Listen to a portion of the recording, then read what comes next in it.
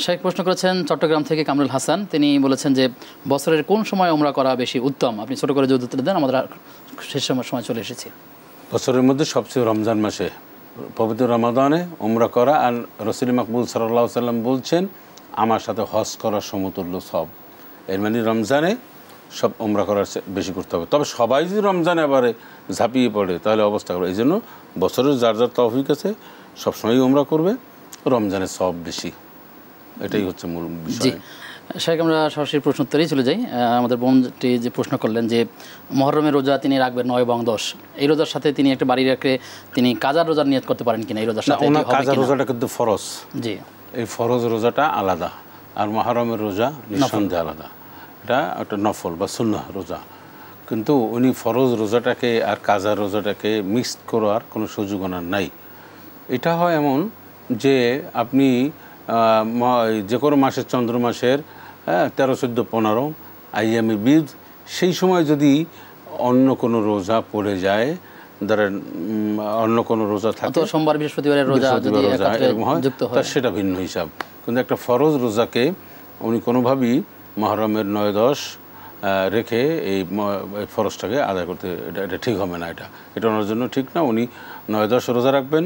গুরুত্বপূর্ণ মুহররমের রোজা রাখা, অনেক ফজিলতময়, 1 বছরের গুনাহ মাফের একটা হাদিসে রয়েছে। অতএব এটা করবেন, আর ফরজ রোজা আলাদা করবেন উনি। তাহলে তার যে কাজা রোজাগুলো আছে তিনি এটা ফরজ রোজা এটা আলাদাভাবে রেখে দেবেন। বোনের দ্বিতীয় প্রশ্ন ছিল, তিনি ট্রেনে 2 ওয়াক্ত নামাজ পড়েছেন, জোহর এবং আসর। তিনি দিক ঠিক করতে পারেননি। আসলে তিনি পরে বুঝতে পেরেছেন দিক ঠিক ছিল না, তার নামাজ হয়েছে কিনা বা পরে পুনরায় আদায় করতে হবে কিনা। দুইটা মত, শক্তিশালী মত যেটা, সেটি হচ্ছে যে ফাইনামা তুয়াল্লু ফাসাম্মা ওয়াজহুল্লাহ। যখন দিক নির্দেশনা করতে পারবে না তখন কুলিল্লাহিল মাশরিক ওয়াল মাগরিব।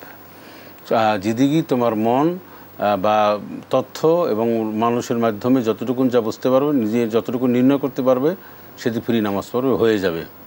কিন্তু যেহেতু উনি জানতে পেরেছেন, পরবর্তীতে শিওর হয়েছেন যে আমার নামাজটা হয়নি, সেহেতু উনি নামাজটা আবার কসর নামাজটা যখন শুরু করেছিলেন তখন তো ঠিক হয়তো পশ্চিম মনে করেই ঠিক করেছিলেন। ঠিক সেটাই আমি বলছি যে প্রথম মত, শক্তিশালী মত হচ্ছে যে উনি যে নামাজ পড়েছেন, কসর পড়েছেন, এটাই যথেষ্ট ওনার জন্য।